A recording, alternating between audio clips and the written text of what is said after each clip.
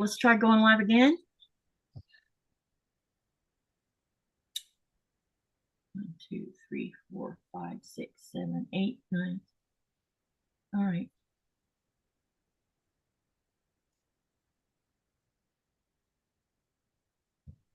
I hope they can find me. Does it look like we went live?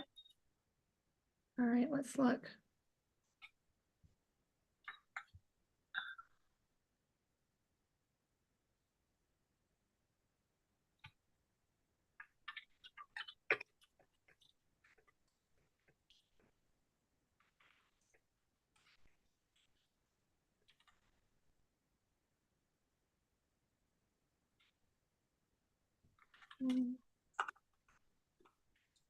Yeah, we're live. Okay. Hello, And everyone. Sorry about this. Welcome back. I'm just in the process of setting things back up again. I had to reset things. So give me a couple of seconds. Tell me, let me know you're back. And also, what was I gonna say? You can tell I don't do this very well. so I'm the one that messed her up. It was totally my fault. Here I am. I had my YouTube open and I forgot I had, and it kept replaying. I was like, there's no possible way. But it was mine. It was me. But hi, Giovanna. How are you doing? Hey, Mary G. Hello, Mama J. Hi, Teresa. Hello, Charlotte. Oh, your poll just popped back up. Okay, I just fixed that. All I got left now is. So vote on that poll, y'all. I want to see you answer that question too. Hello, Lori. Thank you for being patient with us. I am so sorry. Thank you for helping me with this while I get this stuff done. Okay. All right. And that one, and then let's share your channel, and then we can get on. Okay. All right. So I'm going to we've had to restart because we were having trouble, but it's okay. So welcome, Jess. Tell them a little bit about your channel, what nights you go live, or if you don't go live, when you post your videos, and also share with them what you plan on working on tonight. Okay. So my name is Jess, and my channel's name is So Blessed by Jess. I started it in January of this year, and I'm having so much fun with it. My goal for the channel is I'm a natural born teacher. I love to teach, and I just want to share the inspiration and the goals that I have. So I do give out 2 videos a week, and we are practicing our 6-inch blocks. So we have that little quilt going on. It's going to be a wall hanging with 16 different blocks. And then starting on Thursdays, just a couple Thursdays during the month, I'm calling it a Throwback Thursday, which we are going to, from the beginning, picking out our fabrics, cutting, all the way through piecing the quilt and making a throw size quilt. I'd love to eventually go live. I just need some inspiration, I guess. I'm just so nervous about doing it. So yeah, I know I still get nervous about doing it, especially when we get technology issues in the middle of starting something new. So let me go to the chat room and let's talk a bit. Hello, Teresa. Hi, Giovanna. Hi, Charlotte, Lori, Joyce, Laura Sup, Giovanna. Hello, Sean. Hi, Kelly. Hello, Andrea. And I think I got everybody just now. And Andrea says, while I was waiting for Katy to restart, I saw Jess's video pop up. Good. Yes, I had a video. And Kelly says, I have been enjoying Jess's channel, but I have to check my subscription just to be sure. Yep. And let me share Jess's YouTube web address. There it is. It just showed up. Hi, Glenda. Welcome, welcome. All right. So she shared with you what she's going to work on, and I am going to continue on with the UFO, which is my bomb pop. So we're going to continue working on that. And also I put a poll in the chat. Please answer the questions. Let's see which one wins out over all of them. And it'll be great to see y'all's feedback. Hi, Deb S. Welcome, welcome. And so earlier, me and Jess were talking about she's a teacher. She teaches 4th grade and she's returning to school. So do you want to say anything about that? Well, today was our first day back where we have our morning meeting and we gather and hug on each other's necks because we haven't seen each other in so long. And we are a K-12 school. So I work for a charter school and it's amazing. Even my children go here. I'm glad and blessed that we have that opportunity. But I get to watch my children go from kindergarten to graduation, which is, excuse me, which is amazing. And there's only another 4th grade teacher with me. So there's 2 classes per grade. And yeah, we got to hang out and talk and listen about all the great things that are going on our campus and our goals for the year. So I just got home literally 20 minutes before I had to jump on because I was just so excited to see all my friends. So, but I'm just excited to be here too. But I love teaching math and science. One of my favorite things to do. I love science too. So I can see why you'd want to teach that. Hi, Robin, welcome. Hello. So let me see what's new going on over here.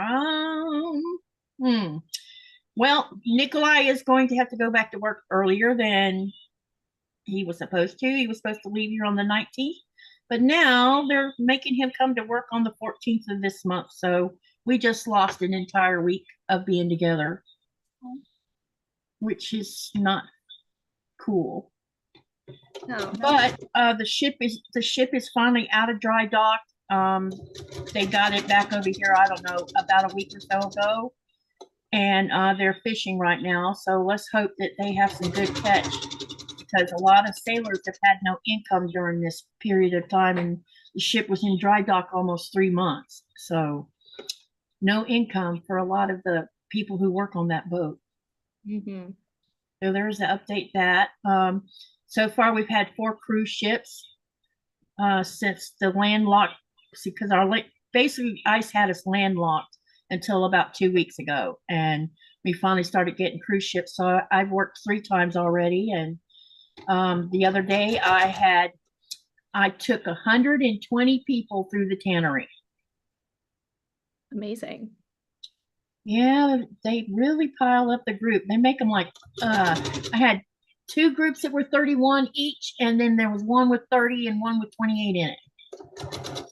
And I always think, gosh, why you pile so many people up in one group? I don't know, because we have to squeeze in this little tiny room that they're allowed to take pictures in. And once we leave that room and go to a different spot or begin the factory itself, once they go through a curtain, they're not allowed to have cameras on anymore.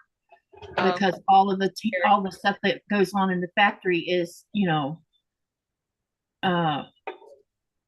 they don't want people putting videos out about it. They've had enough problems with environmentalists, especially Greenpeace.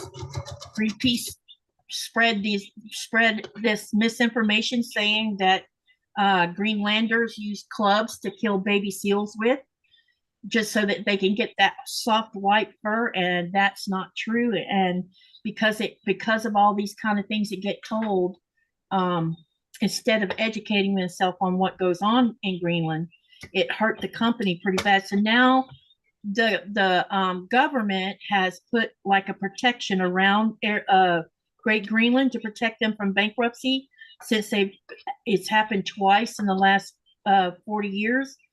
And so when things get bad, the government takes care of paying the bills. So, because it's the only tannery we have in all of Greenland is here in this town I live in. Mm-hmm. And Hi, Linda. I'm sorry for the mix-up. Go ahead. Yeah, that mix-up was my fault. I do apologize. I said that was a lot of your economy is right there during this time of the year. Yeah. Right, the tourism and. Yep. between that and fishing and one of the things I have, when I take people on tours of either a city tour or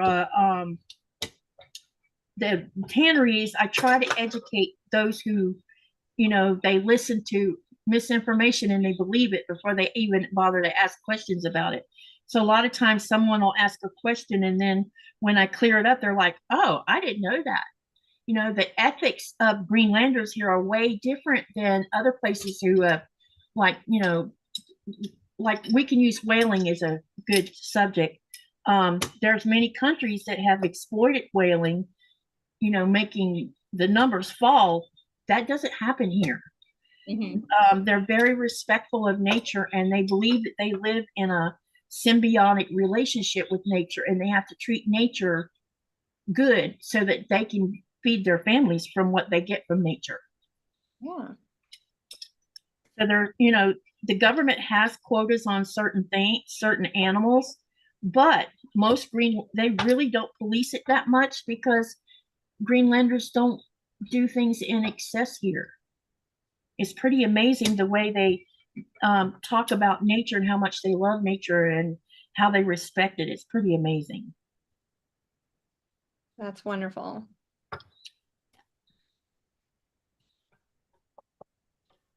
It's kind of interesting the reaction you get when they ask you how many seals are hunted a year, and when you tell them, they're like, "What? Wait!" But then when you tell them there's 1 million seals in North Greenland, then their attitude kind of changes really fast. It's just like going deer hunt. Well, I went deer hunting the other day. Oh, how dare you go deer hunting? Well, there's like 20,000 in the state of North Carolina, I think. Yeah. Or whatever it would be, but. Exactly. Yeah. My grandfather, he hunted beaver up in Canada and on the St. Lawrence River. So, and deer hunting and pretty much.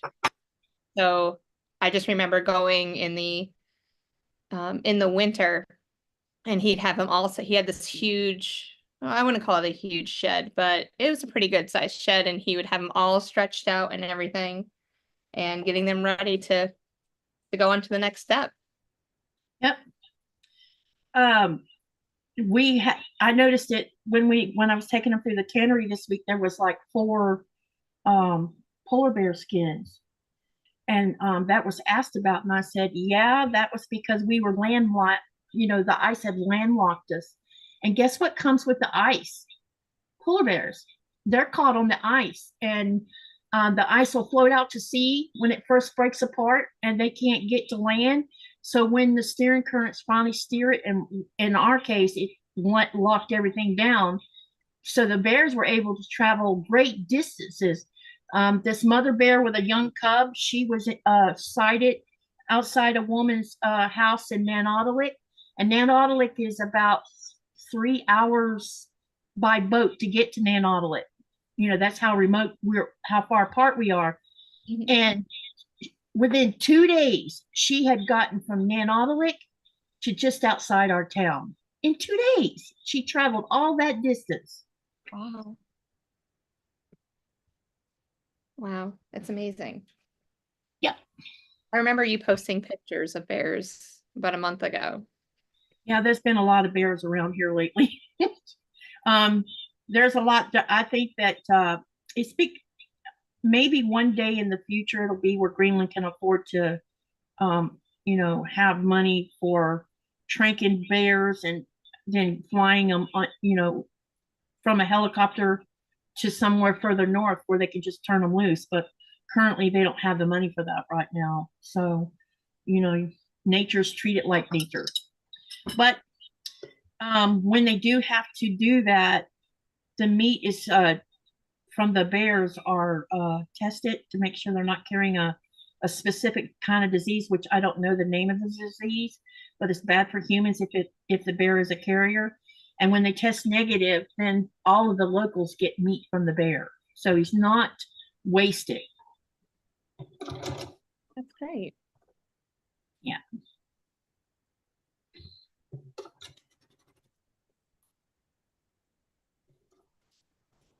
Deer season starts in the United States. What was that? I'm sorry. When does deer season start in the United States? Not quite sure 100%. I know that my grandfather would go a lot around Thanksgiving. Yeah, I thought November, somewhere around November it was. Because But both starts first. my grandfather's farm is, or my grandma's farm down here, we can hunt on it all year long. Oh, So cool. maybe somebody will grab one for me this year. I doubt it, but I'll ask. So Giovanna says, coming from Kenya, I totally understand you. There is the hunt. There the hunting is controlled to make sure that the wildlife is balanced. If you have too many zebras, the land suffers, so they have to be careful. Yeah, exactly. Everything works together, and if there's an imbalance, then it makes everything else imbalanced. And they have too many wild Pigs, I see that. They have to control the wild pigs too. In Italy. When did pigs become a problem? I don't remember them. I remember my dad used to take a dog and he would go with some guys and they would go pig hunting in the woods. But I don't remember hearing discussions about there being such large numbers of them. And now it seems like there's several homesteaders I follow on YouTube, and they talk a lot about their land being, they're constantly having to capture pigs because there's too many of them. They were probably protected at one time. Yeah, that's what I thought, but now they must be too big in numbers.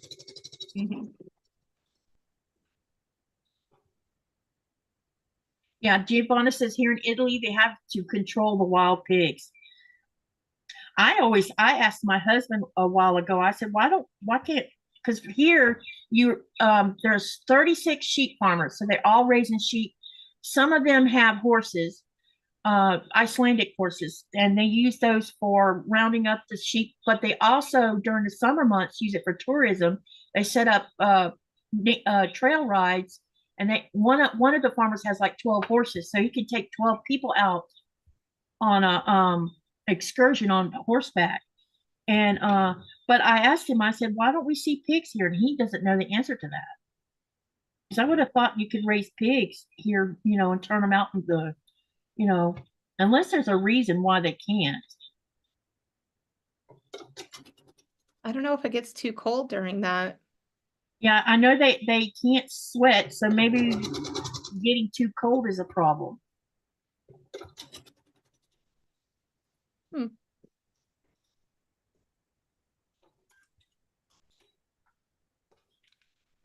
Well, if they leave the wolves alone, there would not be a problem. That is true, Giovanna. That's true.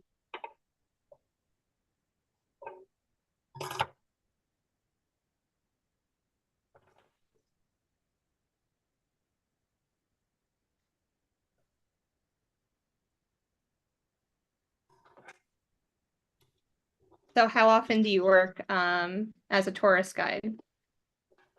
Usually the whole summer, but because we were landlocked for May and June, we didn't get any job or no work at all.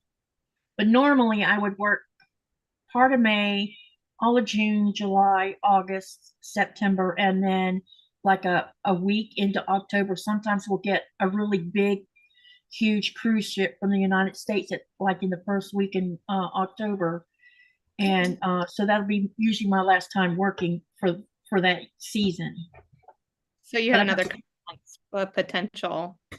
Yeah, but I don't have a job. That's my only job right now. But I've been working for her for 12 years now. And on the 18th of this month, which is getting close, will be my 13th year of residency here. Congratulations. Thank you. There's a saying about when you move to Greenland, if you make it past the second year, you're a keeper. Because most people who come and they within a 2-year period, they're back gone. They leave again because they just don't want to deal with it. And it's not that hard. I mean, to me, the weather is no more a problem than it was in Florida, if that makes sense. But now I don't live north of the Arctic Circle. I live south of it. So we get subarctic conditions instead of the full-fledged nasty kind, you know?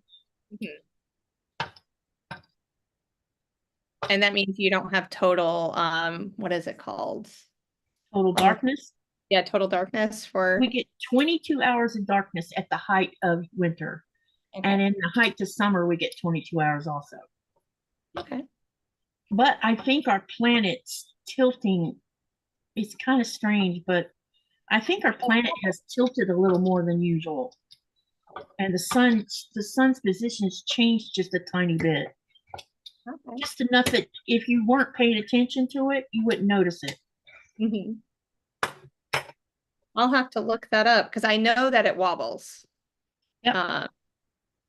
I just don't know how much that affects all of that piece. And the sun travels in a circle here as to versus, when you lived in Florida, the sun would rise in the east and set in the west. And you could tell based on where the sun was in the sky you could estimate about what time it is.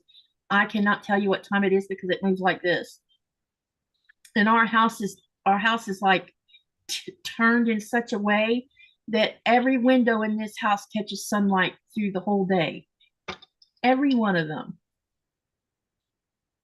And I think he done that so that he could save on the builder who, before Nikolai bought it, I think he done that on purpose because by doing that, we barely have to run the boiler in the summer months to heat the house with. The house, all the windows in the house turns this inside of this house like a sauna. So it's like, let's open windows and open doors because it's hot in here. Well, that was definitely a smart move on that. Hi, Lori. Hi, Nancy. How are you? Thank you for joining. Yep. Hi, Nancy. Hi, Lori. And Lori says, I would think there's not enough food for pigs to forage on up there with so much cold. You'd be surprised all the fauna that Greenland has down here.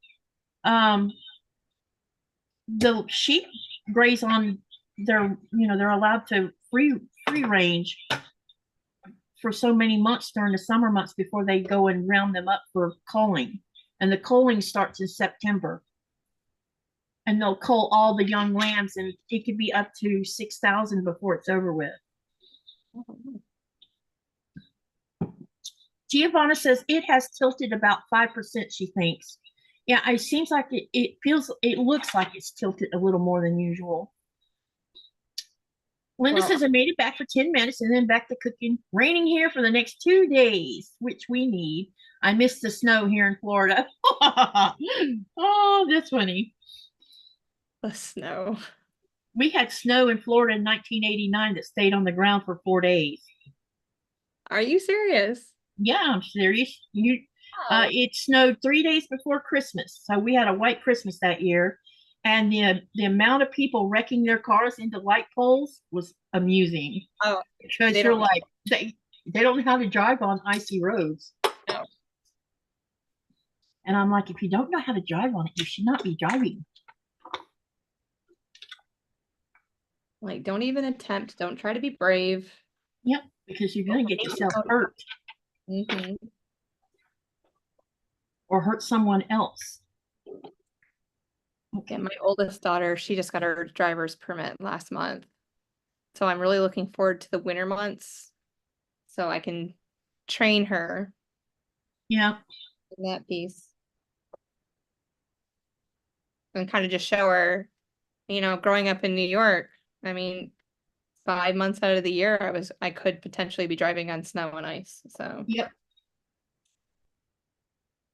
It's kind of interesting when the snow is sitting on the road, as long as it's not melting, it's not too terribly bad. But sometimes they'll leave their cars running and it like melts the top layer on the road and then that turns into this ice.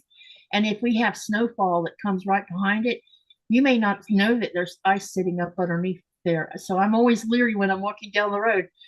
Is there any ice in here? So I'm going to bust my butt, because that's usually what happens is there'll be ice hiding underneath it and I'll fall down.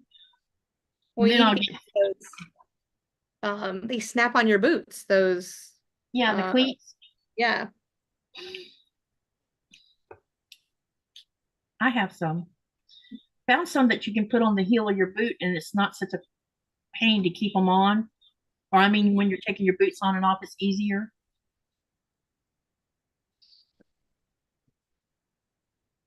Yeah, we bought some for my dad.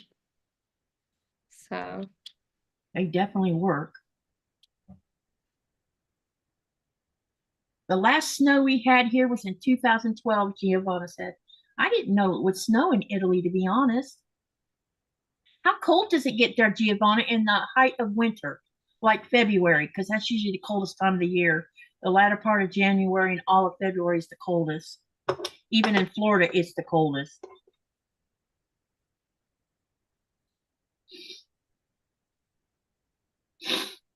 So while we're having chatter here, what is everyone working on, or what have you been working on that you would like to share with us? And also, if you finished any projects, or if you want to share what you're working on, you can take a picture and go over and share it on the Facebook group, and then I can start sharing them on lives if y'all would like for that to happen.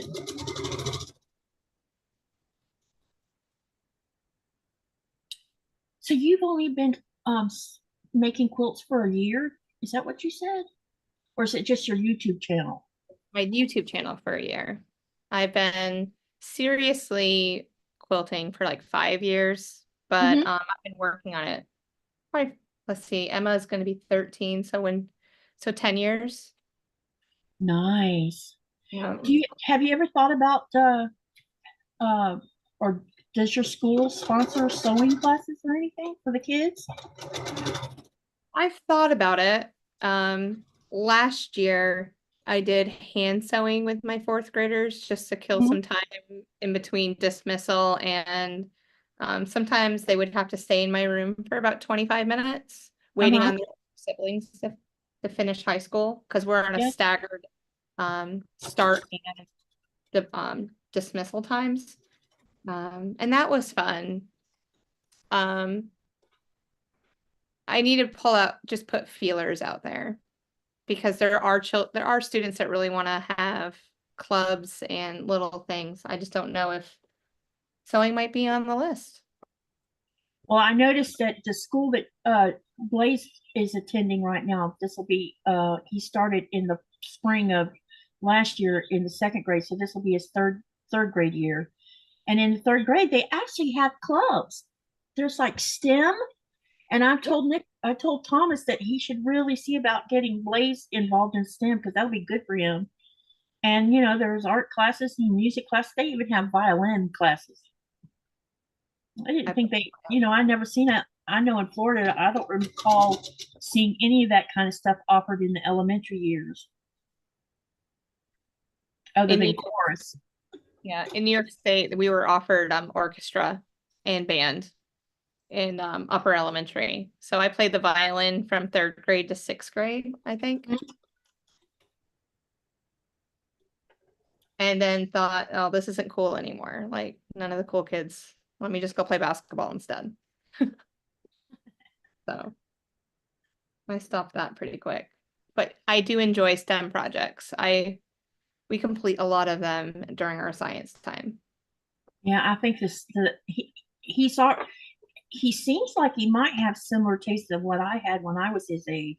I was all about science and dinosaurs and space and, all these kind of interesting science things. And he checks out books that has to do with space. He was doing that even in his kindergarten year. So if someone's interested in space. Thank you, Michelle, for subscribing to my channel. I appreciate that. Yep, thank you for helping her out, you guys. Anyone else that's not subscribed, run over there and do it. Here, let me share the link again. And also, let me read what was just said here. Today, I am cutting fabric for one of my pattern tests. Nothing I can show you just yet, soon though. Cool, Andrea. Lori says, I'm cross-stitching today. I quilt in the fall to spring. Linda says, I got addicted to the professional tote. I learned on Mom and Pop Video. Working on 5 of them for Christmas. Nice. Sometimes it gets hard to figure out what to buy. Yeah, I hear you on that one. Then Giovanna says, well, the year I came to Italy in 1984, we had the coldest winter of the century, and it went down to minus 25 degrees Celsius in the north. Wow. We were at minus 15 degrees Celsius, and we had 2 months of snow. Wow, that's really interesting. I didn't know it got that cold. Uh, hello, June. Welcome, welcome. And hi, Donnell. Welcome, girlfriend. Hello, hello.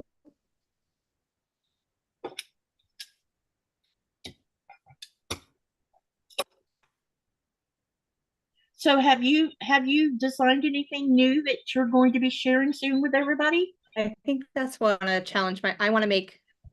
Well, I am a pattern tester for Mama J. And so I'm waiting for her to show that. I sent her some pictures the other day.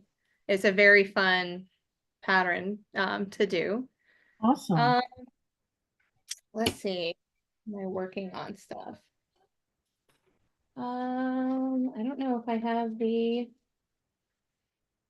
so I went on Primitive Gatherings and they have these mini quilts, and every the 23rd, they're only $5 for the pattern. Yeah. And you can print it off. And so I'm working on one of those quilts. I'll have to go over there and check out the mini ones. So I like to challenge myself with smaller pieces.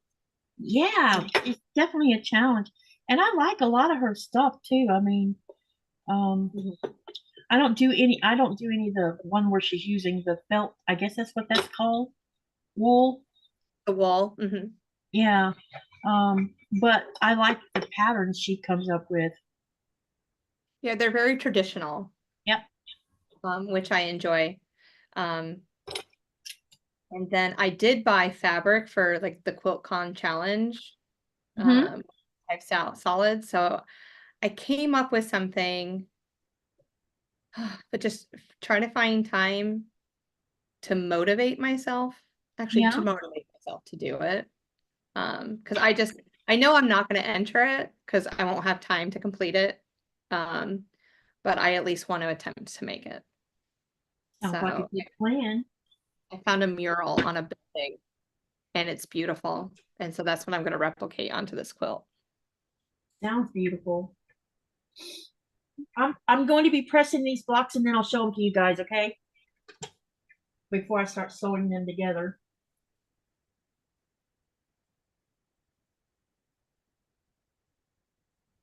How's the weather your way?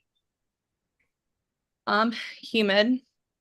So it's been in the 90s, and since Debbie's going to be hitting Florida, it's supposed to come right up through the Carolinas and dump around 8 inches of rain on us. Yep, I saw that it was just on the edge of making landfall. So, but it's not a very big storm at all. I think the biggest problem is going to be water. Yes, because it's a very slow moving storm, so it can dump a lot of water in a short amount of time.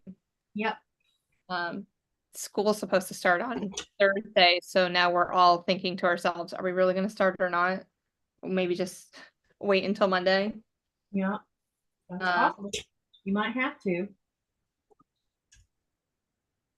But I was telling my daughter, I was like, we need to go pick everything out of the garden and to start, because once it starts raining, I'm not going to want to be out there getting all that stuff.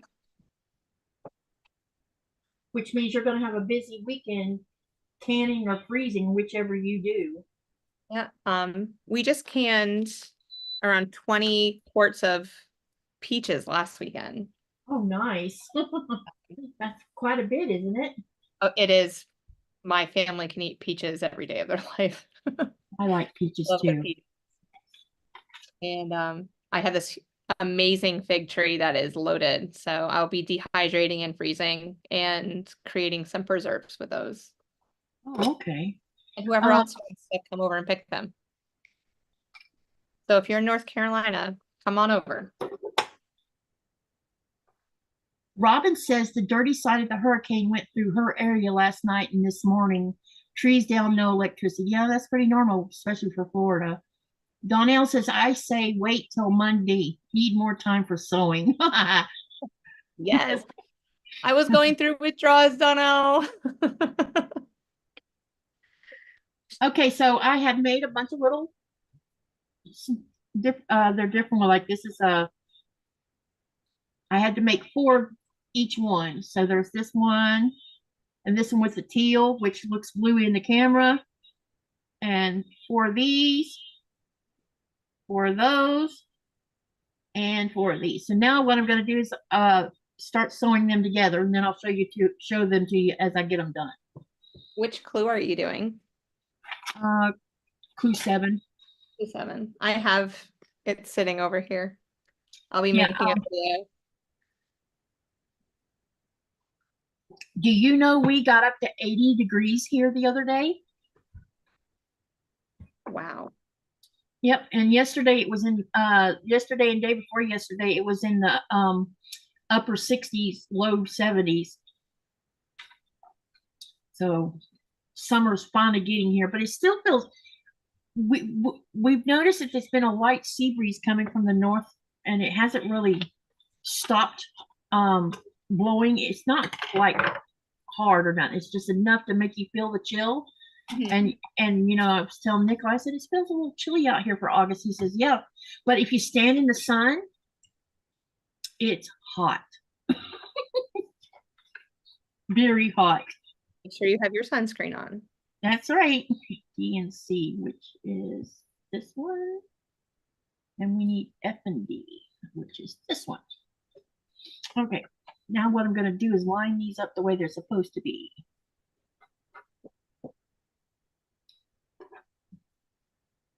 So Joyce asked, what is the weather up by you? So right now it's been sunny, kind of a little overcast, but I think it's been in the 90s, but it's just humid.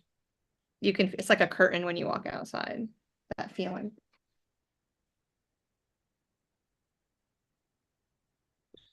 All right, that's a heat wave for y'all. Yes, it is, Joyce. It's very weird sometimes. Everybody in shorts and t-shirts. I saw some tourists wearing shorts the day that I was tour guiding, and I was surprised because there was a little bit of fog, and fog tends to make things feel a little bit chillier. And this person was just running around in very short shorts. So I'm like, okay, she must not be hot. Not me. Yep, I don't think I would be wearing short shorts. But definitely a lot of short sleeves, no jackets, you know, really light clothes. I know when I first got there, I had a black sweater up underneath my, there's this vest that we have to wear. We either wear a vest or a jacket, and the jackets make me sweat too much. And you wear it while you're guiding. And I ended up having to take that off, take the sweater off, and just have all the rest of my arms exposed because I was just burning up inside the tannery. I can't imagine how warm it is inside. Yeah, it was pretty warm.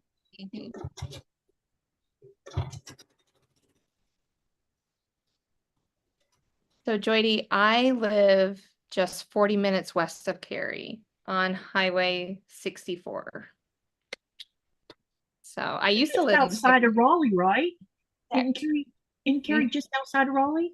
It's it's one of the largest suburbs around Raleigh. Yeah, it's beautiful though. It's huge. Okay. I know the next time I go to Raleigh, I want to go to the botanical gardens they have there. I didn't have time to go the last time,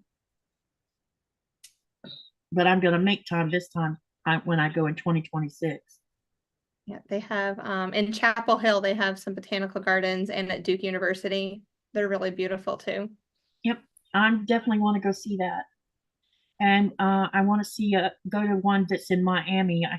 I always forget the name of it. Fairchild Gardens is what it's called. But it has a ponytail palm that's the size of a Volkswagen. And I want to see it so I can take one picture of it. Because it's been there for a long time. That's amazing. Yep. I had a ponytail that I dragged around with me for 38 years. And I gave it to a friend when I made the decision to move here to Greenland. And if it had been in its natural habitat, it would have been the size of a Volkswagen. But it was in a 35-gallon pot. And I drug that thing everywhere I went. And when I first got it, it was the size of a quarter.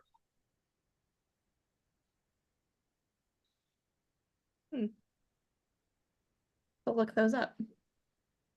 But it got where it was too big to take it in the house, and I had to lay it on its side and wrap it blankets around it, and then wrap plastic around that during anytime we had hard freeze that would last so many days, I would have to wrap it that way to protect it because it was the only way I could keep it safe.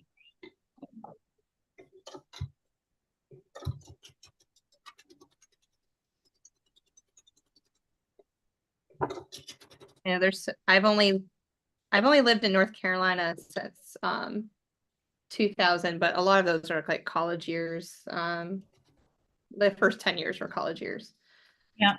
Until, even if it's just really close to me, there's so much I haven't seen yet. So I definitely was impressed. I mean, I've only ever traveled through North Carolina, and then when I stayed those few days in Raleigh, it was so beautiful, and there was so many. There was things that I saw in North Carolina and Georgia that kind of shocked me. One of them was there was wisteria, the purple ones, growing everywhere in trees along the highway in North Carolina. yes, And North Carolina is quite a jump up, north from Florida, and to see them just growing wildly and not dead was amazing. And they were in flower at the time when I was there in February, so I was amazed by that. And the other thing that I saw a lot of was extremely tall bamboo in Georgia and North Carolina. Yep, it's definitely invasive.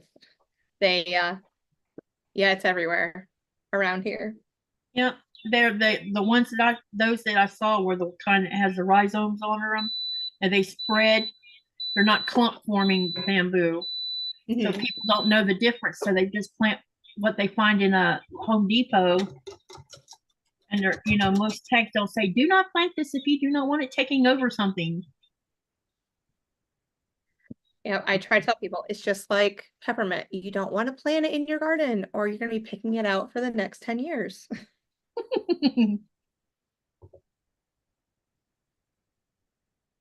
We have wild thyme that grows here in Greenland. It's everywhere. Oh, I bet that smells so good. So they go out and they pick it. We also have blueberries and crowberries here. Crowberries? Yeah, it's called crowberries. They're a low growing bush like blueberries are, but the berries, instead of them being blue, they're black colored. But you'll find them anywhere there's Arctic conditions because they seem to grow well there. And the blueberries don't do too bad of a job either. I tried to grow blueberries in Florida and killed them all. And I think it was because I just had it in the wrong place in the yard because I didn't know a lot about blueberries. Now, if it was ornamental trees, I knew something about that. I'm working on my hand I have 3 different types of blueberry bushes. Seeing which ones I like, and they bloom and produce fruit at different times of the year. Oh, cool. So I figured out which one I really enjoy. And I'm gonna go back to that nursery and get a couple more. Then that's it, because if not, I'll have a blueberry farm here. Yeah. And then I'll be inviting everyone to come pick blueberries. All right, Joydy says it's raining in Cary, huh? So here's the first one I've sewed together. It must be a pop-up storm. Oh, that looks great. Yep. So now we'll move to the next set to sew together. All right. I love sewing these blocks. Joy says, I live in Charlotte area and think I will get rain and 35-mile-an-hour winds for the weather station. About 3.5 hours from Wilmington. Another North Carolina.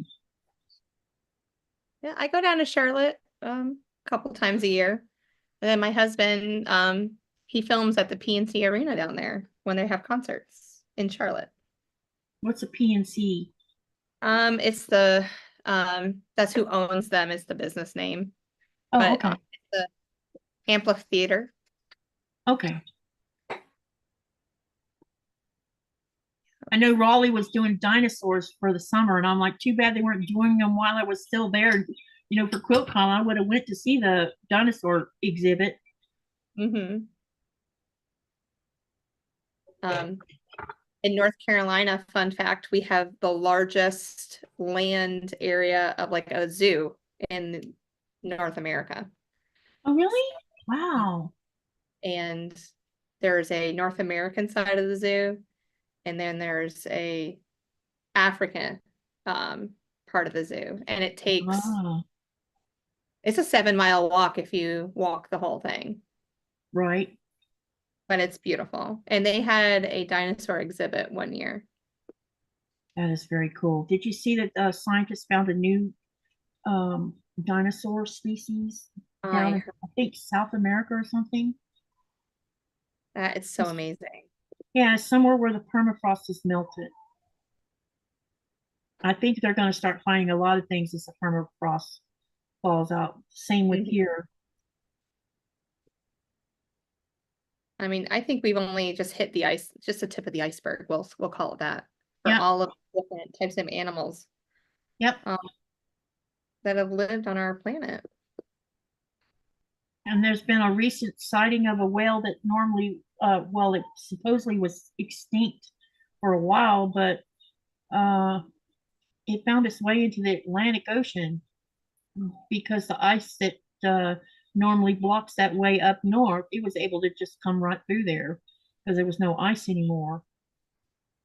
And I thought that was interesting that you would see a new species of whale that normally wouldn't even be off the east coast of the United States.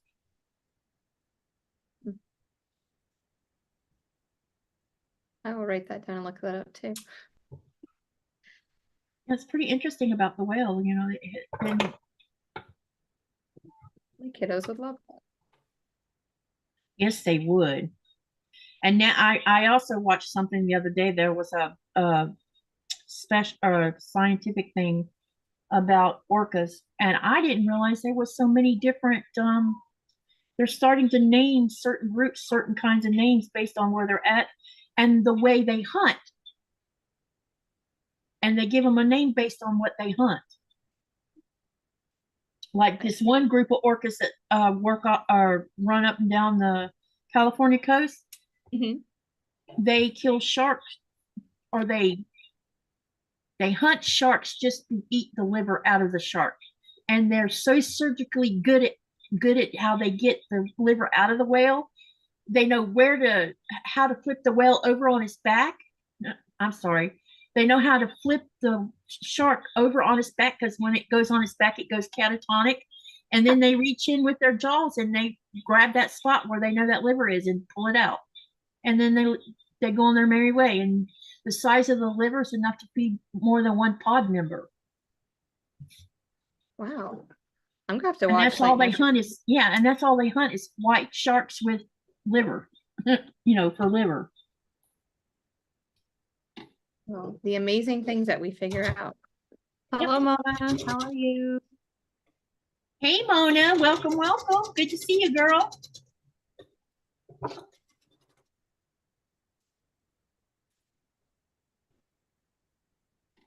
And we've seen a lot of changes up and down, especially off the East Coast. The East Coast fishermen have started finding a lot of mackerel, which normally mackerel don't come this far north. And then there's a predatory fish that hunts mackerel, which is yellowfin tuna. So they're starting to see yellowfin tuna, and orcas are following the tuna. Love tuna. Do you like sushi, thinking about tuna? No, I don't eat sushi, but my husband does. So good. No, I don't eat raw fish, sorry.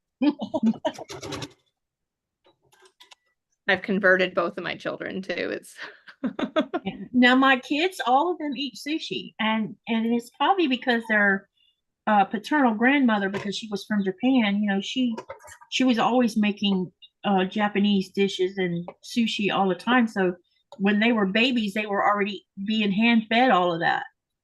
And I didn't grow up that way on eating raw things like that. And so I don't eat it, but everyone else around me does. Yeah, I grew up on meat and potatoes. Can you grow okra in North Carolina? Yes. Yep. I didn't know if it was warm enough or not. I want to grow some here so bad, but it's just a little chilly for it. It's like you can't grow tomatoes outside either because during the evening hours, the temperature might be just, it may not be frost weather or nothing like that, but it's still too chilly for it to flower, apparently. I have to grow them indoors, and there's not enough space to grow okra inside. Oh. What about it would be so difficult hand pollinating them all too. Yes, I figured out how to do the tomatoes, make sure they all got, I took a Q-tip and I would just dabble with them to see if that helped, and it did help. Do you have enough space for like a greenhouse? Yeah, I have enough yard space. It's the hard part's trying to find the right kind of greenhouse that can hold up to the wind in the winter months. And I have some Greenland friends who bought a tunnel greenhouse, and the plastic that he's used, it's not plastic, it's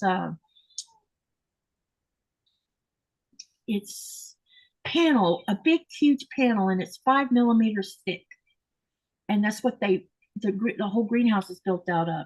And when you walk in the greenhouse, it was nice and toasty in there, but he doesn't heat it during the winter months. And if I had one, I would be heating it in the winter months just so I could keep things in the greenhouse year round. Yeah, you could definitely grow like the cool weather crops.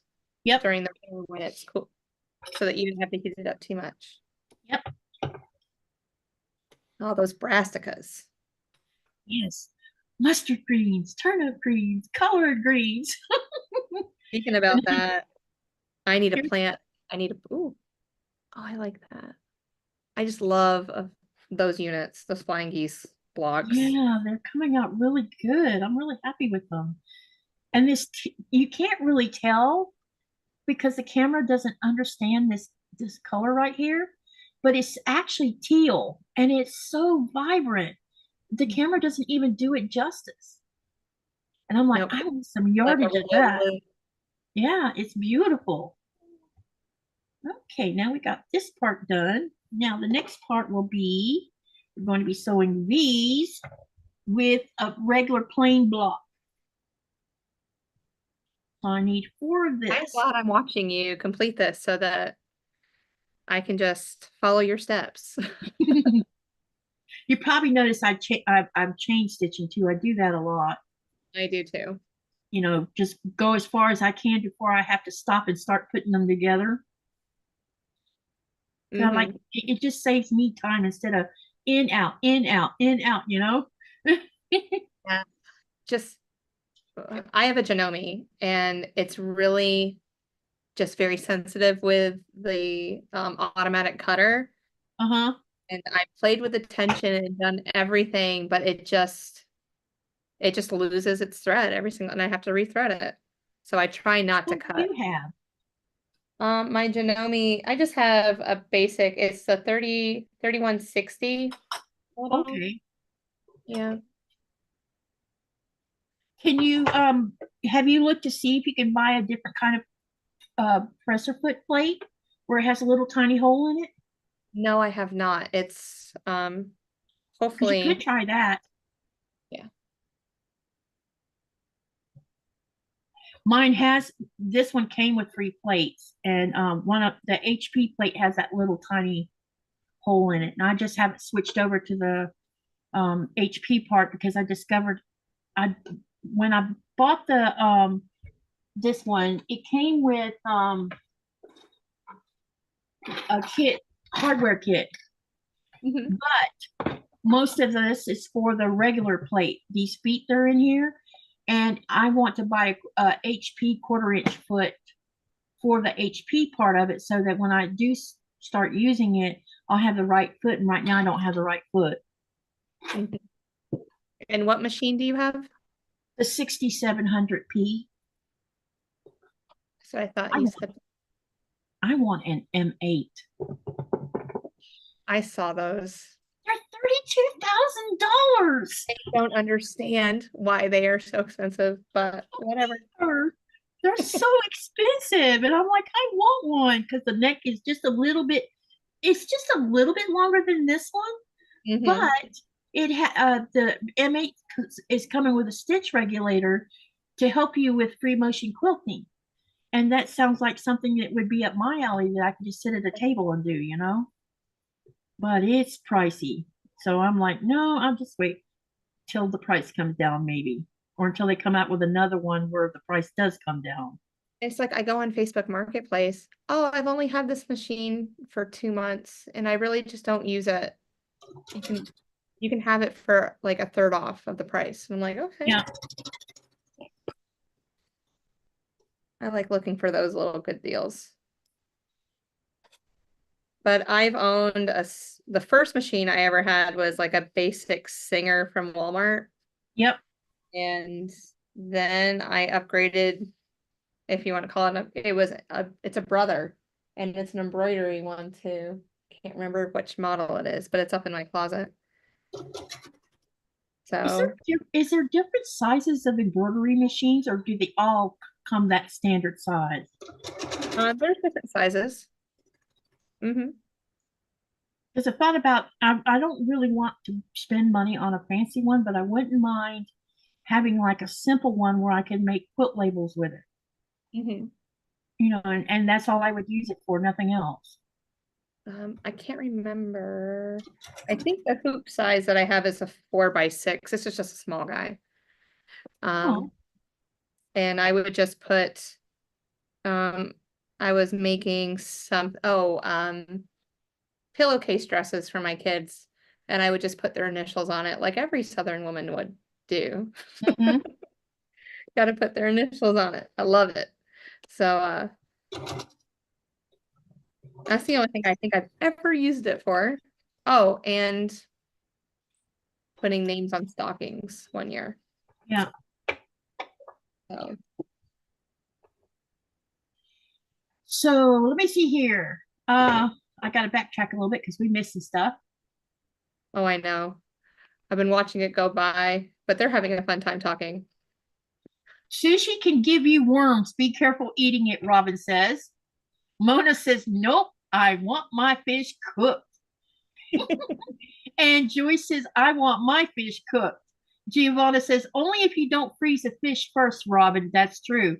Like salmon, before you can feed salmon to dogs, it must stay in the freezer for 2 months, I think. And then you can start feeding salmon to your dogs, which is what I do. Mona says, me too, Joyce. And Mona says, sorry about the caps, because she used uppercase. Yeah. Then June says, fish always cook. And then Joyce says, Mona, I thought you were yelling at me. Then Charlotte says, my grandson is on the way to Corpus Christi to try shark fishing. Oh, I bet that's going to be fun. Joyce says, I grew okra in my backyard last year. Awesome, Joy. Lori says, you need to watch Homestead Rescue. They built a sunken greenhouse about 4 feet down, lined with straw. That might work. Hey, yeah, I'll look that up. Called it. Let me write that down so I don't forget, because I will forget you said that. Because that's something I can look into. Sunken greenhouse. I never thought about that. Yeah, like all the walls are below ground and just Yeah, kind of like what you do with the basement on the bottom of our houses. Mhm. Giovanna says, I used to eat shark in Kenya. They were small ones. Donnell says she loves okra too. Wait. No, that was Joyce that said that. Sorry. Let's see. Joyce says, I remember years ago people said that Captain D's fish was really shark. That's funny. Giovanna says, we don't get those deals here. And then Joyce says, Jess, tell me about your quilt behind you when you have a chance. It's beautiful. I can. And let me finish off this and then you can talk to them about that. Robin says, nope, that's an answer. Oh, wait, let me rephrase that to your question, Robin. Robin says, did you get your room finished? The contractor part. Yes, the inside is finished. Painted, it's ready to go. So we're going to be working on that room now that we have less time together. We're going to, I don't know. I didn't want him to go in like a bull in a china factory and just start doing everything because it'll just freak me out. So I think we're going to spend like a couple hours a day and let's see what we can get each day because as we're moving things, we still got more glass to clean up that I had missed. Okay. Joy says, me too, and a 550E. So I'm assuming that's for the Janome. Then Mona says, some machines has to have pressure feet up when using the thread cutter. Oh, that's interesting. Donnell says, Katie, I have a Brother SE600 sewing and embroidery machine. I make quilt labels. It's not too expensive and easy to use. Okay, I'll look into that. Giovanna says, salmon to me, not the dog. I love it. Yeah, but I get plenty of salmon to feed us and the dogs. And I feed the salmon to them raw. I don't cook it. Sometimes Nikolai eats the salmon raw too. And I'm like, don't come kiss me. Not with that. I can be friends. Yeah. Yesterday he made whale soup and he comes walking in and he takes his lips and he goes, want to kiss me? He knew the answer he was going to get. Joy, I have a Janome 6700P. And this is the 4th year with it, I think. Let me see. Mona says maybe it was down, not up. Interesting. Okay, we're caught up. Okay. I do leave my presser foot down position whenever I'm using it, but I don't know. She's just a little finicky. Maybe she just needs to go get a checkup. I don't know. I've never given her one. I usually just do it all on my own. You know what I love most about this machine? On a Singer, when you stop sewing, the needle's in the up position. This one, when you stop, the needle's still down in the fabric you're sewing, and you have to physically move it up if you want it up. Every time or just? Because I can No, set so say I sew something and then I cut the thread, I'll use the thread cutter and then it lifts the needle up after you cut it. But for the most part, when you stop putting your foot on the foot or the sew machine foot to turn, make it move forward, pedal, that's what it's called, the pedal. When you release it, it'll keep the needle in the down position. And I like that about it because at least you're not, when you stop and you walk away and you come back, you haven't lost that where you were at and having to realign it again. So to answer the quote behind me, let's see. Here, let me I can't pull it down. I really wish I could. I'm going to no, I don't know. I'm going to pin spotlight you so they can see what you're doing. Hang on 1 second. Okay, now you're pinned. Now they should be able to see you better. Okay. So the quilt behind me is called the Chatsworth quilt, and Doug Lecco came out with this book. What is it? 2023. So last year, and there's been so many like blocks of the month and different things around it. And so what I did was I took 4 of the different squares, the different blocks from this, and I just put them together to create the wall hanging that I have on the back. And I'm using Jen Cheek's fabric line. And so it was really fun to work with. Lots of flying geese, which is like right up my alley. Love and to keep that going with my little points. And then I used my long arm and just did straight line quilting. And there's about 3/4 of an inch between each line that I did. It's so beautiful. Yeah. I like that colorway from Jen Chick too. That's gorgeous. I enjoyed it. She has another line coming out soon. Yeah, I saw that Kimberly on that quarter shop showed the new line that's coming out, and it looks pretty interesting. Good night, Giovanna. Have a wonderful evening. Sleep Take well. it easy, Giovanna. Let's see. Jody.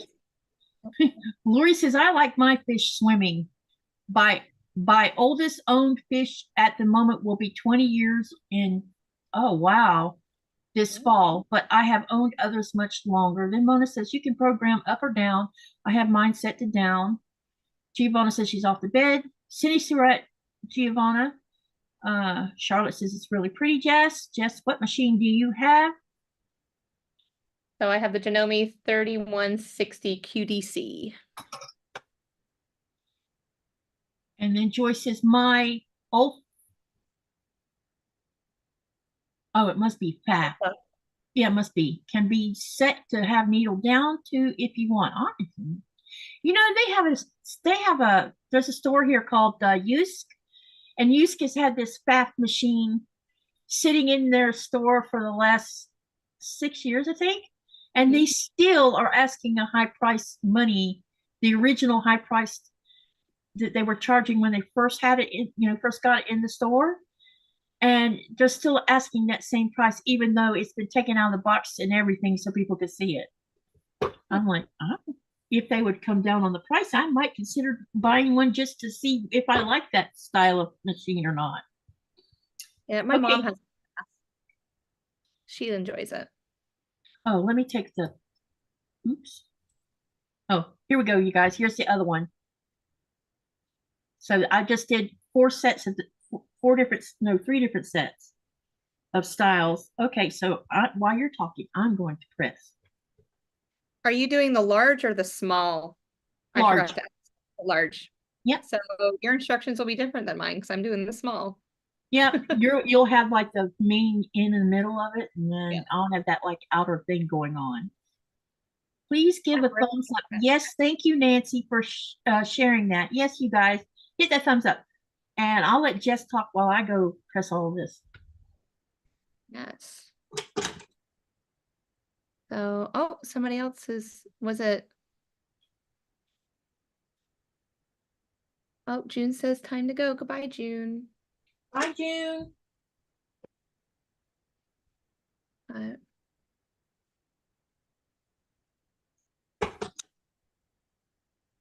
These batiks are so nice.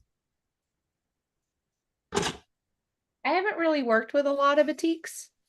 I do have a few yards in my closet. Because I wanted to get into it, but so here's my question for the audience. What fabric or what medium do you prefer to sew with? So we have, your cottons, your flannels, your batiks. And that's a really good question. Yeah.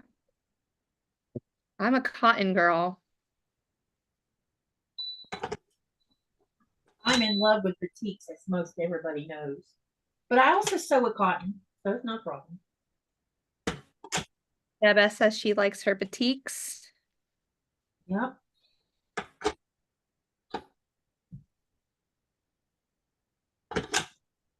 All right, I got all of these pressed. Now let's see what the next step want to have us doing. All right. Nancy's a cotton girl. And Deb says she really likes cotton too. Let's see where we are on the stats of the poll. Oh yeah, you have that going on. So currently, the stats are piecing gets it by 94%, bindings 3%, quilting's 3%. Oh my gosh, and there's 0% for applique. Oh boy. I'm gonna keep leaving. I'll leave it up for a little bit longer so anyone who hasn't done it yet can. Wow. Laurel said she just subscribed to your channel. Thank you, Laura, for helping her out. Thank you.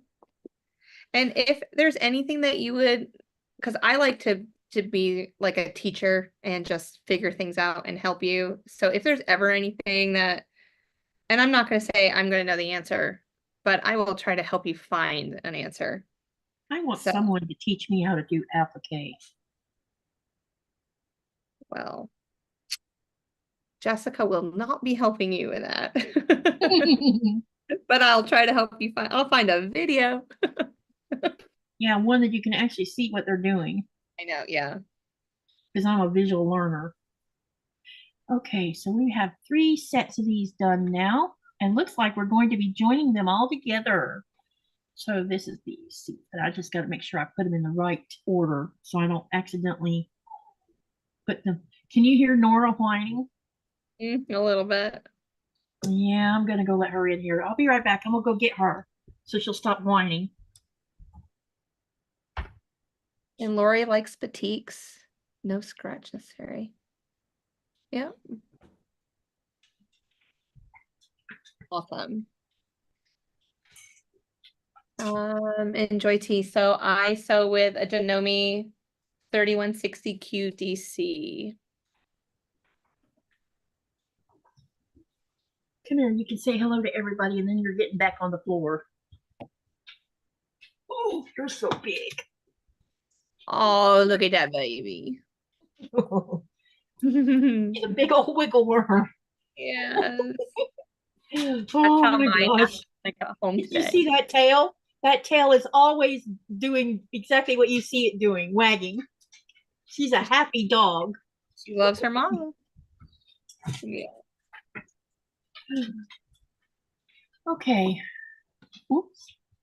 Oh, I heard something hit the floor. No, maybe not. Okay, so let me see. Laura says she's looking forward to checking out your channel, Jess. Lori says batiks, no start necessary, but I buy fabric that I want in my quilt, color, patterns, etc. Yep. And they asked you about your sewing machine, which you've answered. Deb S says that you have really good tutorials. Joy T says batiks is #1 and cottons is #2. Laura says I have more cotton than batiks, but enjoy sewing most anything. Ray, hello, Ray. She enjoys he or she. I'm not sure if that's a, yeah. I enjoy applique. It's just time consuming depending on how much is needed to applique. And then Dunk says, you need to get that Janome HD9 exclamation mark. That's my husband's.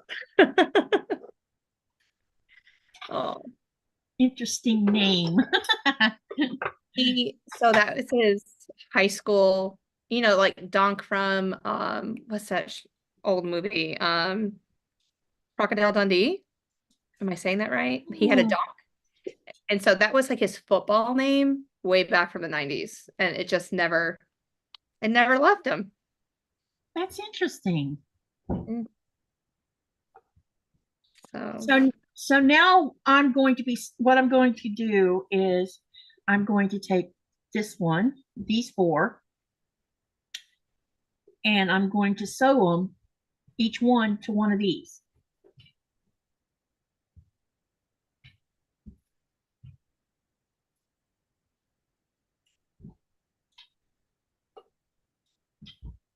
So I will be pinning this part. You'll see me using pins quite a bit for this part because I want to get that center seam lined up properly. So are you definitely a pinner when it comes to multiple seams? Yeah. I haven't got the confidence yet to just wing it and hope for the best. Because if I see it off by like 1/8 of an inch, I'll go back and fix it. Mm-hmm. My mom's the same. What I have learned, okay, you know how you have the seam here in the middle? Mm-hmm.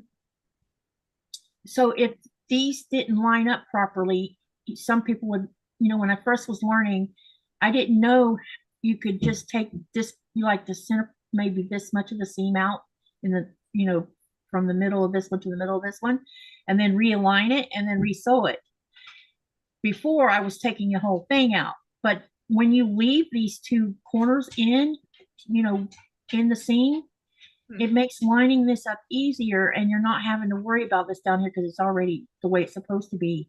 And so when you drop in right against the other seam. You just go right through that seam for like a quarter of an inch, and you go until you get like a quarter of an inch over here on the other end into that other seam, and everything connects properly. I don't know if I'm describing that in a good way or not. I'm following you. And I learned that from Kimberly because she does that. She doesn't rip the whole seam out unless it's a whole seam is bad. But if it's just realigning two seams together or multiple seams together, that's what she does. She just rips out a portion of it and leaves the rest of it intact. So I tried it, and it's definitely easier doing it this way than ripping the whole thing out and having to realign it and then discover it's still not lined up right here. Yeah, that would frustrate me. Yep. It does me Yeah. sometimes. I'm like, dang. And usually if it happens more than, like, if I rip it out and then I sew it again and it's still not lined up, I'll rip it out a second time. And if I haven't done it by the third go around, I quit. I just leave it. Because I don't want to stress the fabric out. Mm-hmm.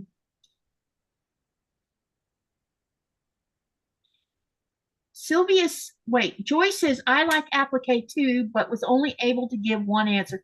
Yeah, it won't let me set the poll where if you want to choose more than one thing on a poll, it won't let me do that for YouTube for some reason. And it's the same thing as if I set a poll over on the community tab, it won't let someone choose more than one answer.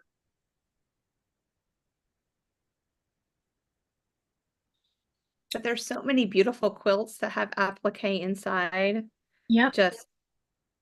And like I'm drawn to them, but then I'm just scared to You're even. probably like me. They're intimidating. They're so beautiful and you want to try it, but at the same time, you're totally, you're like, I know nothing about how to do this. So it's too intimidating. I think my biggest opportunity with applique is it's a slower process. Uh-huh. And I like to be fast. Yeah. I'm definitely a slow sewer. I have to learn to slow down. Oh, hey, T, how are you?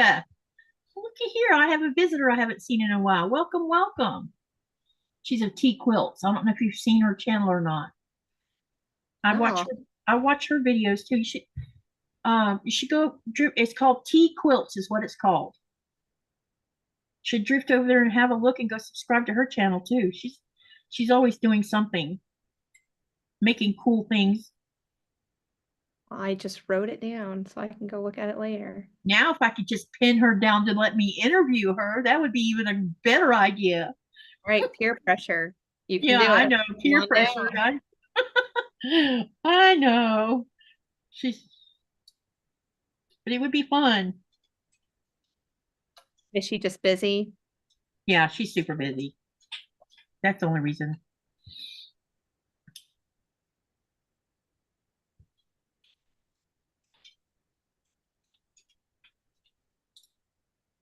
It's interesting how different, but at the same time, the same. When you're talking to quilters, they all are similar in how they do things or what they like doing versus what they don't like doing. But when you sit down and you start talking to them in an interview, you learn things you don't actually learn through sewing, because you get to ask those strange questions or questions, that are fun and makes them think about, wait a minute, what did you just ask me? That kind of thing, And I have always been, people who've known me all my life, if you ask them, what do you know about me? She asks questions a lot. That's good to be curious and to Yep. And to want to know. Used to drive my instructors crazy at college because I would ask them, well, why do we have to do it that way? Tell me why it has to be done that specific way. That is a question I answer quite a bit amongst 10-year-olds. Yeah. And I always say there's multiple ways of doing math. I want you just to show me that you can do it this way. But if it doesn't make sense in your brain to do it this way, then you can do it your way after you've shown me that you mastered it. So that if you do get a question wrong, I'm gonna go, well, we're gonna go back to the way that I taught you in class. Because some kids just want to do shortcuts, which I understand. Some people do it in their head. You Oh know, yeah. I used to do when I would take a test, and if it was math that I could sit there and visually, because I'm a visual learner. So if I could visually see the answer right there in front of me, I would write the answer and then I would get something back. The reason I marked this wrong is you did not show your work. What did you do? Did you do it in your head? Yeah, I did it in my head. But did I get the answer right? That's what I would have said to your teacher. Yeah, I got the answer right, but it was wrong because I didn't bother to work the problem out where he could see how I got the answer. Him or her. Yeah, I don't really, it's like, I believe in that and I don't believe in it. I'm on the fence. It's like, if you can, it all depends on what type of question it is. But I don't know if you've ever seen the movie called the Day After Tomorrow movie. Mhm. And they're having this, the father is having a discussion with his son about why he flunked his math class and or his final exam. That's what it was. And he says, well, I got the answers right. And he says, well, how could you flunk it? He says, because I did all the answers in my head. And he says, well, did you tell the teacher that? Yeah, I told the teacher that. And the teacher says, well, I'm flunking you because you there's no way you could do that in your head. You must be cheating. And then the young man says, well, I told the teacher, how can it be wrong if I'm smarter than you? Oh, out the mouth of a babe. uh,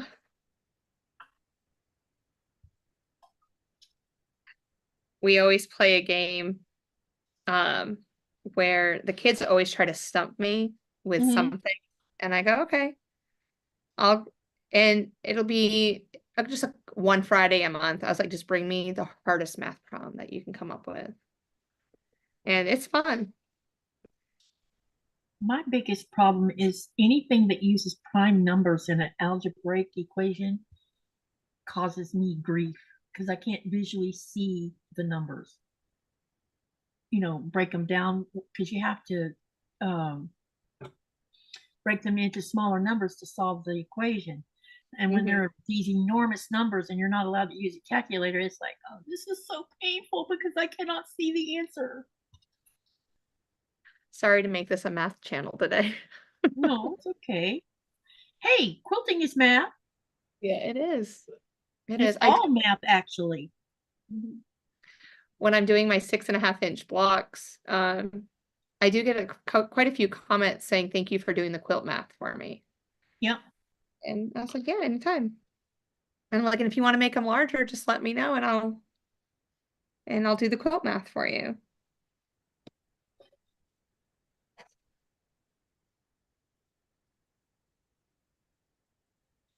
Sylvia says, I had one great teacher who, for most questions like that, were explained.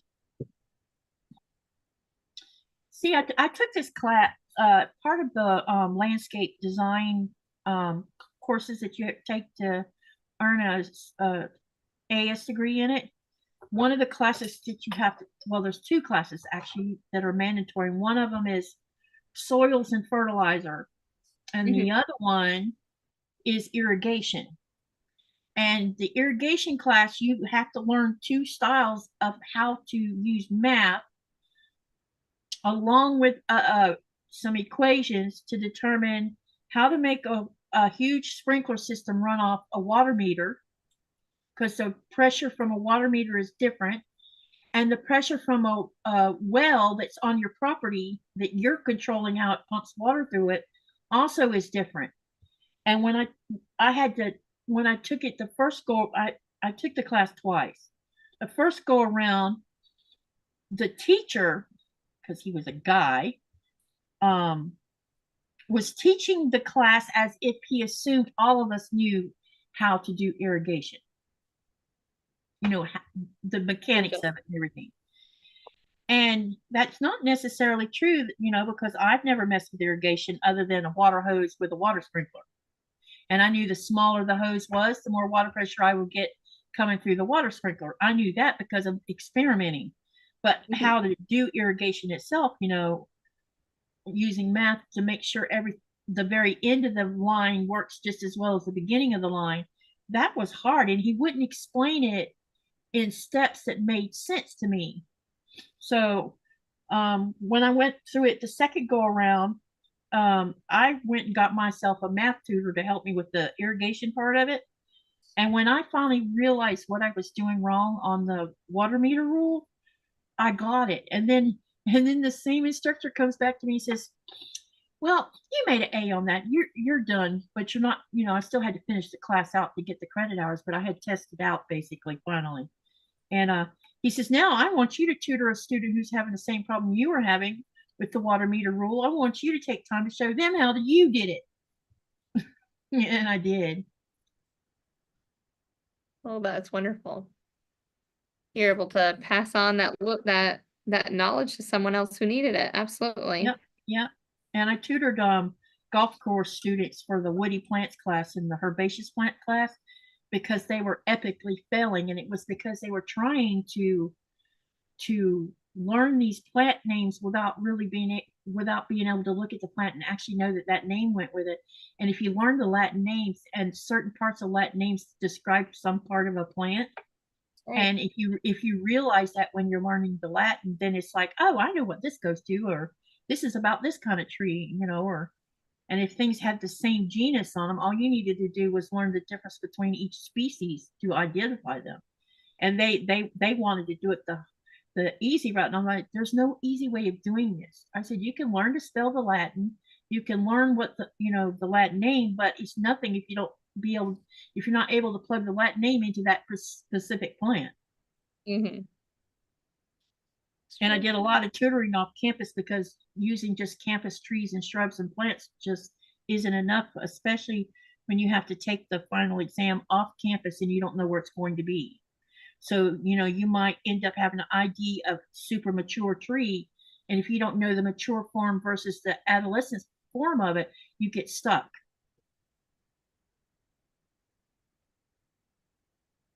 My father-in-law, he's really awesome about that too. When we moved into our house, I'd be like, oh, what kind of tree is that? And the girls, his grandbabies. And we would just walk around and he goes, oh, that's an elm. This is that. This is that. And I'm like, okay. And he would tell us what. Yeah.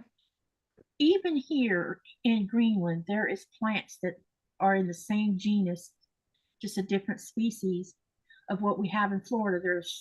We have an Arctic willow here, and then there's another kind of a willow here.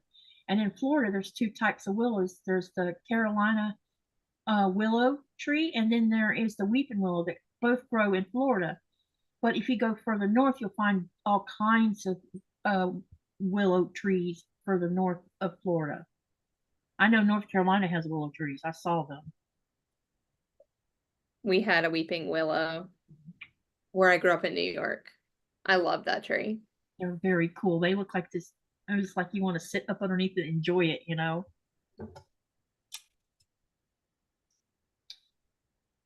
Ray says, my mother taught me to quilt and always did the quilt math and read directions. I love when there are a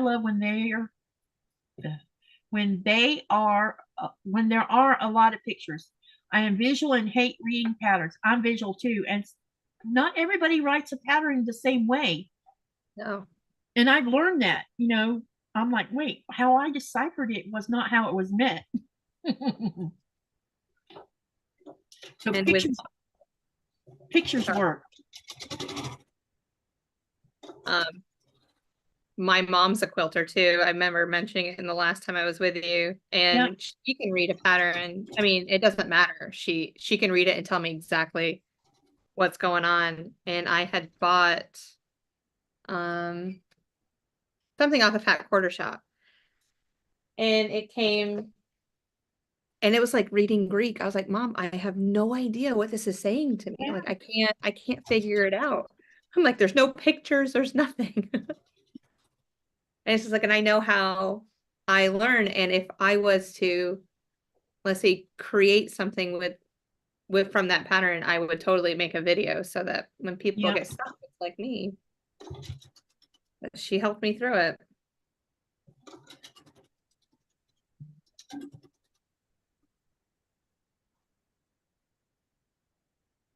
Welcome back, Andrea. Deb says she just ordered both items. Both items of what? Hey, Ted, how are you? Do it for someone they will have. Wait. Do it for someone they will have to call you back. Teach them they can do it forever. Oh, That's right. Yep, don't do the work for them. Sit right next to them and let them do it. it was Mistakes. like when I was being mentored. You know, I had a few mentors. You know, during my younger years when I discovered that gardening was my superpower, and I learned a lot from mentors who showed me how to make my own potting soil and how you could save money by making your own, and the how to know the ratio, the right ratio, and you know those little things that you know if you have a mentor to teach them to you, then you're more apt to continue on with the learning process of it. It's the same thing with quilting.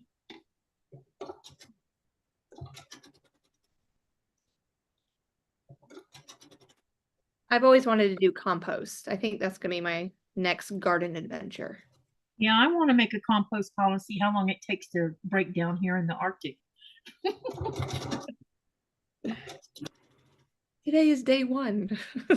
Yeah, it amazes me the amount of things, the amount of shrubs and plants and smaller trees can grow on the side of a rocky mountain. It's totally amazing to me. And there is sphagnum moss everywhere around the outside of the lake. You especially when you get down where there's like these boggy areas, and there'll just be thick carpet of sphagnum moss, and it's like I need to take some of this home and dry it out so I can use it with my plants, you know.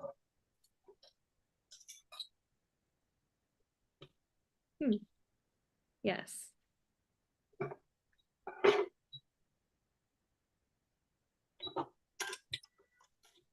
Let's see, Sylvia. I already ironed the fusible on the dinosaurs for later.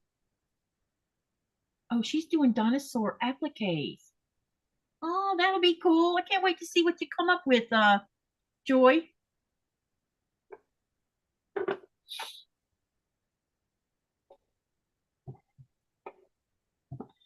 All right, let's see how these look and see if I have to realign anything. I have a feeling I will. I always do. Did you want to show them a couple quilts?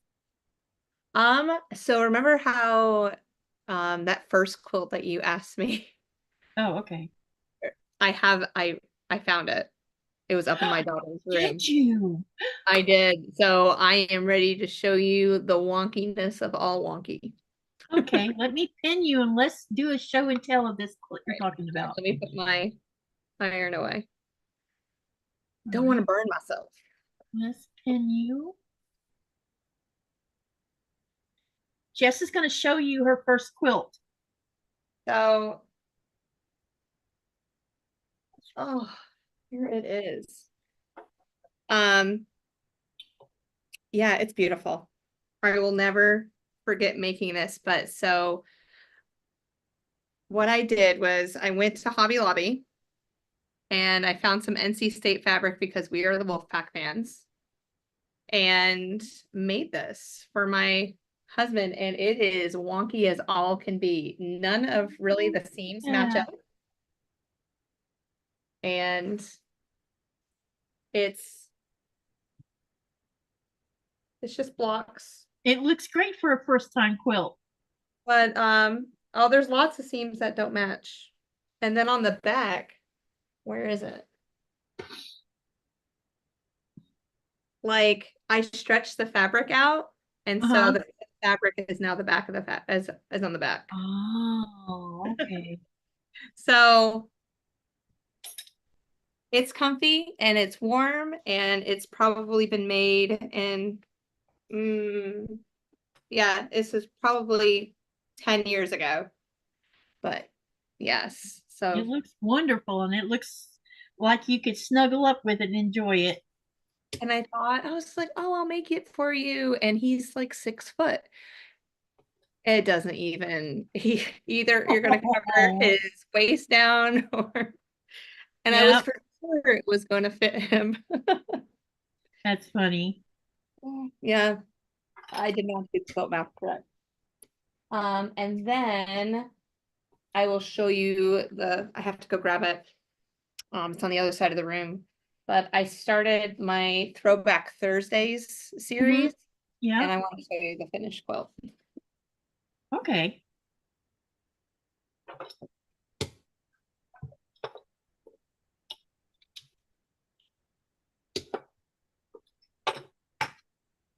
So here is my Throwback Thursday quilt that I was making. Oh, that's pretty. So it's coriander coriander colors, yes. And by Qaqortoq. It was from the Fat Quarter Shop monthly subscription. Oh, okay. That's gorgeous. And so all my themes, they match up this time. Yep. And then I use this flannel backing on the back, some kitty cat faces. Pretty. We are, there's no batting in it. I noticed that even that my kids, they just prefer it not to be so heavy. And then I just used this yellow, I forget where I got it from, for my little binding. Oh, that's beautiful. It looks great. So on the video that you'll see on Thursday, finishing up this quilt, it'll be sandwiching it together with these two, with the backing, sewing it on my domestic machine and binding. That's awesome. So Sylvia says, I like to do compost, but my bear fence is broken. Uh-oh. Then Deb is talking about the inside of a template. Okay. Ted says your your first quilt's beautiful. And looks like my camera shut off. You see that? Wonder why that happened. I don't know. Joyce says, look at you. And then Joyce made the comment, look at you now, Jess, compared to the beginning one to what you've done now. And Ted says, pretty is an understatement. And Joyce says, exactly, Ted. I don't know what happened to this. It shut off for some reason. You're good to go still on my side. Like Yeah, I had another camera on, but it's okay. I think they can still see what I'm doing. Okay. All of y'all can see this, okay, right? Yeah, you only have that one camera on, and Yeah. when you pinned me before, it never came back. Oh, so I must have, I don't know, I might have did something. Or, yeah, I probably did something to knock it off. Who knows? I'm going to press these real quick.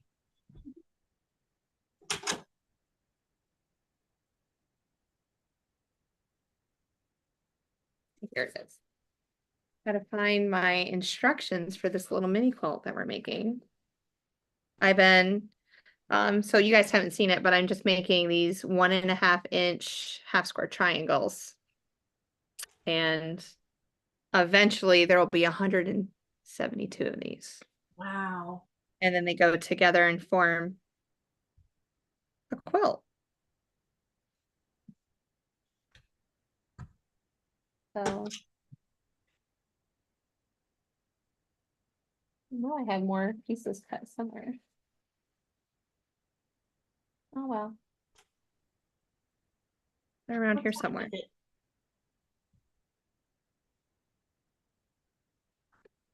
Okay, we got these pressed. Let me see what time it is.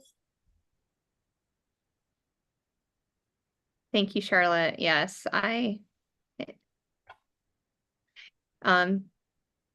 just the little bits and pieces, and I really practice skills just by making things in straight line quilting so that I can be the best that I can be.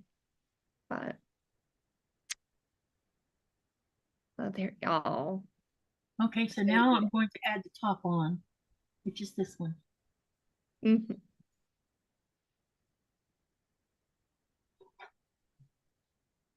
Bye, Joyce. Have a great night. See you later, Joyce. Thank you for coming. All right, let's get these pinned together. And then Andrea, Mama J said you should see the one that she just made for me. It's absolutely stunning. So I am a pattern tester. I just joined the forces over on Mama J, and I'm pattern testing for her. So I'm really enjoying that. And I'm going to be starting that second quilt tomorrow. I'm Sounds like excited fun. about it.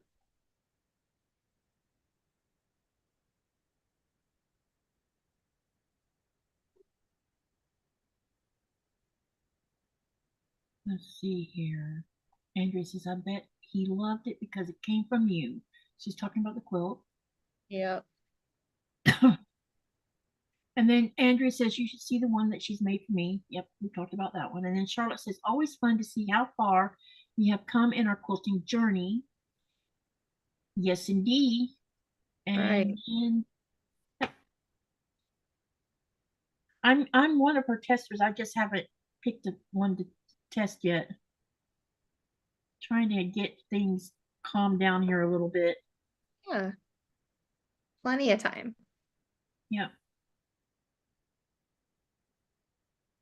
I want to be in my sewing room so bad. But at the same time, the work that's going to have to go into it to get it back the way it was is like causing me to feel a little challenged, if that makes sense. Oh, yeah. I understand that. I always have to give myself, I always make a list, and then I just take one thing off that list, and that's the only thing I can work on, because if not, my little ADD gets to me and I'm all over Maybe the that's place. my problem. I get overwhelmed and then I just quit and don't do it. Like if I'm cleaning the house and no one's here to help motivate me, I can't do it. I just get overwhelmed. Yeah, same problem I have then.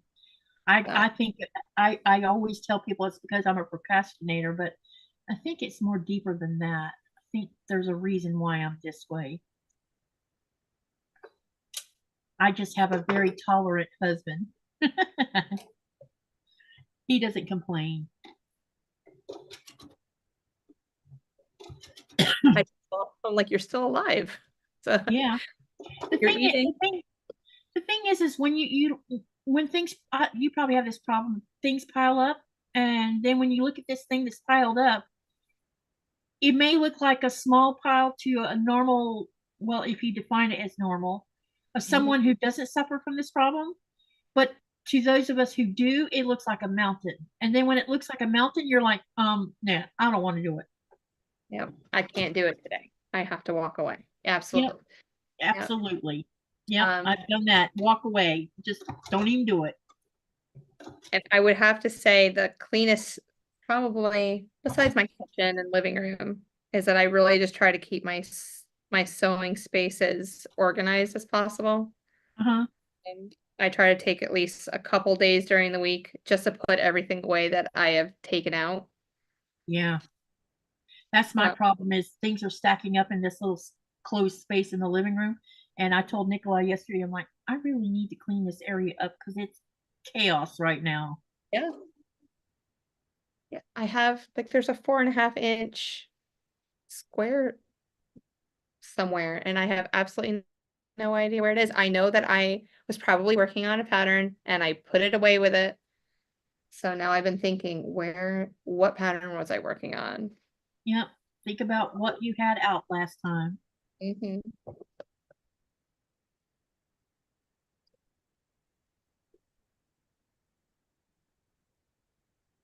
Let's see here. You are welcome to show it if you want your pics of the quilt, Jess. That's from Andrea. She says Oh, if you okay. want to show them, you can. So let me know and I'll fix you I up can again. I can show the quilt. That's what she said. She says Mhm. you are welcome to show it if you want or your pics. Yeah. It's just sitting right there on my long arm. Let me know when you're ready and I'll pin you.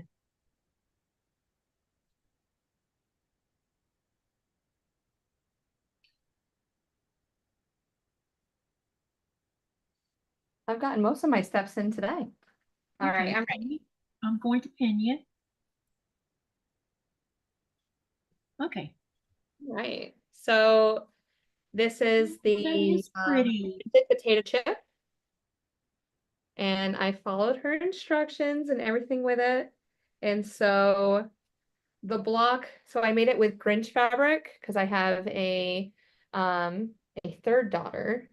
She's not biologically mine, but she is my baby and she loves the Grinch. And so when I saw this fabric, I knew it was for her. And then you just do the potato chip around, and then there's a border, and then two other solid borders with it.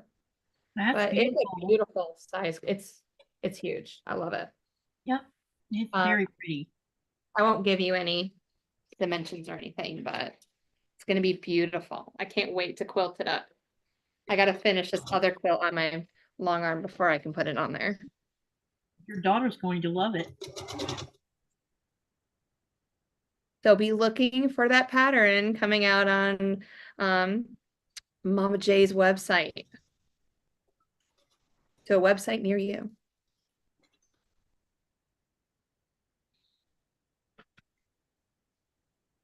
Let's see. Sylvia says, I signed up for Dragon Fruit Block of the Month. That's my challenge this coming winter. And then Lori says, if someone is home, I can't stop doing chores. If by myself, I can't get off the couch. We know that feeling.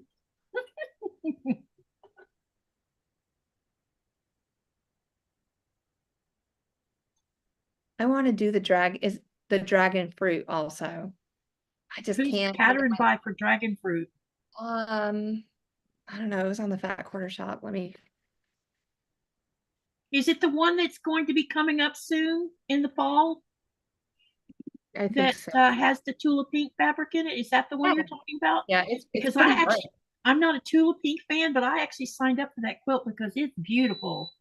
And I Mhm. know just the person I can give it to when I finish it. Oh, It'll be my wonderful. oldest granddaughter. I think she would enjoy it. I love that. I'm working on the Queen of Diamonds, the Uh-huh. EP quilt. I'm working on that too. Oh, cool. That was the first Tula Pink that I ever worked with. I'll be right back. I'm gonna go get some fabric. I want to ask everybody's opinion of it. I'll be right back. Okay.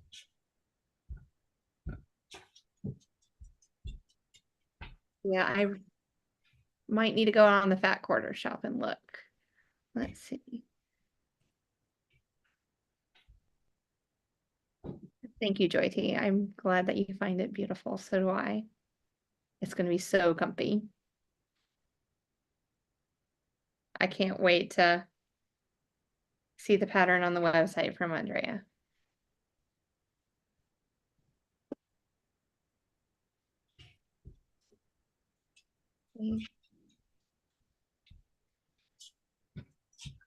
Oh, Donnell says she just finished cutting all the diamonds for Donna. Yes. I just want to let you know, I have still not sewn any part of that quilt yet that we're doing on Friday. I'm keeping my word. So, as a few of you know, um, on some of my batik quilts, I'll use a white background batik, and and the reason I needed some background was because I'm going to do the Sugary Do Bernina quilt along, and right now I'm behind because I had to wait for yardage. But do you guys think that this is too busy? Or do you think it'll be all right with all my brilliant colored batiks? That's her new sew along that she's going to be doing? Yeah, she already started it. She just did month 3 on a video the other day. But I thought I saw her. by the time you put all that bright stuff on here, I don't know if that'll uh, tone that down or make it worse. Because the pictures of it on the website, because this came from Missouri Star, it didn't look as dark as it looks to me in person. It Yeah. looks, and I'm a little worried if it might be too busy. I don't know if it's too busy. I don't, it might be too dark. Yeah, the Uh, darkness. Yeah, it's not, I feel like it's not light enough. mhm. I guess the only way to actually test the theory is to make a sample block using some batiks with the background to see how busy or how dark it does actually look. Yeah, I can't remember. I can't, I would have to look it up. I can't remember what the pattern looks like to see like how small the pieces are for background. Yeah. It make a difference Yeah. too. And the other thing is I see this yellowing in this fabric. Can you see that? Right there? Oh, right at the top. Yeah. Yeah, it's some kind of yellow discoloration through all of this yardage. And I don't know if that was intentional or something happened when they were bolting it up. Mhm. But anyway, I just thought it might be too dark, which means Yeah. I'm back to square one. I mean, I could use, hold on a second. I'll show you. I could use regular cotton yardage because I have a whole bolt of this white. But I tend to like to use, when I use batiks, I like to do the whole thing in batiks, but this is cotton. And all it is just a dot. It's not even Mhm. busy. And this would blend in okay, but it would be cotton instead of batik. Yeah, and it's just the feel is different. Yeah. Yeah, and it'll feel different in the quilt itself also. Hmm. So I don't know. I got to see. I think I'm gonna look a little bit longer, and if I can't find anything, maybe I could use a dark, like a black background or a navy blue background instead of white. I could get away with it doing that way too. I just have to be more careful of any dark colors I use on the blue Hmm. or the black. Yeah, I would probably just, if you have enough fabric, make a quilt, make just like a sample quilt block. And if it's yellow throughout the whole yardage, then it's probably more intentional. But yeah, that's what I would worry about. Yeah, because Because it looks like something, I don't know, got spilled on it or something. I'd call them right up. Oh, hang on. Here we go. All right, this is what it looks like when you put all three of them together.